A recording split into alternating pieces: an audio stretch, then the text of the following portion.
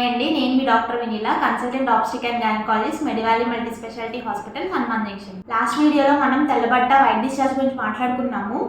చూడని వాళ్ళు వెళ్ళి వీడియో చూడండి.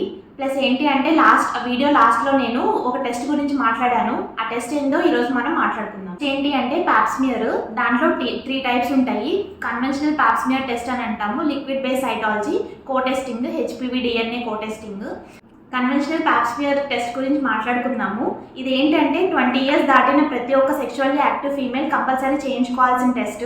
ఈ టెస్ట్ చేయించుకునే 2 days ముందు భార్యాభర్తలు కలవకుండా ఉండాలి. వెజైనా దగ్గర ఎటువంటి కెమికల్స్ యూజ్ చేయకూడదు. ప్లస్ ఏంటి అంటే పీరియడ్స్లో ఉండకూడదు ఈ టెస్ట్ చేసుకునే ముందు. ఇది ఓపీడీ బేస్డ్ ప్రొసీజరే అండి, ఏం పెయిన్లెస్ ప్రొసీజరే, ఏం నొప్పి ఏమి ఉండదు ఈ టెస్ట్ చేసేటప్పుడు. ఏంటి అంటే ఫస్ట్ కస్కోస్పెక్లం అంటాము. ఇది గర్భసంచి ముఖద్వారంలో మనం దీన్ని పెట్టేసి ఇట్లా తీసేసి గ్లాస్ స్లైడ్ ఉంటుంది కదా, దీని మీద స్ప్రెడ్ చేస్తాము. తర్వాత ఏంటి అంటే సైటో బ్రష్ తీసుకొని లోపల ఎండోసర్విక్స్లో శాంపుల్ తీసుకొని మళ్ళీ తర్వాత ఈ గ్లాస్ స్లైడ్ మీద స్మియర్ ప్రిపేర్ చేస్తాము.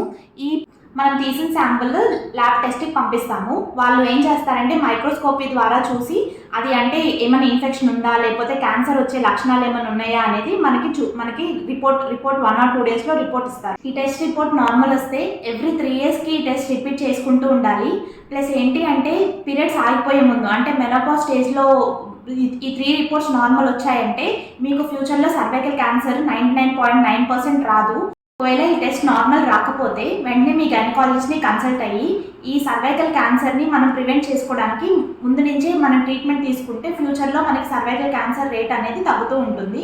ప్లస్ ఏంటి అంటే హెచ్పివి వ్యాక్సిన్ గురించి కూడా మీ గైనకాలజిస్ట్ని కన్సల్ట్ అయ్యి హెచ్పివి వ్యాక్సిన్ కూడా ప్రతి ఒక్కరు వేయించుకోండి. హెచ్పివి వ్యాక్సిన్ గురించి ఎవరికైనా తెలియకపోతే నా ప్రీవియస్ వీడియోస్ చూడండి, దాంట్లో పోస్ట్ చేశాను. వెంటనే మీ గైనకాలజిస్ట్ని కన్సల్ట్ అయ్యి హెచ్పివి వ్యాక్సిన్ వేయించుకోండి.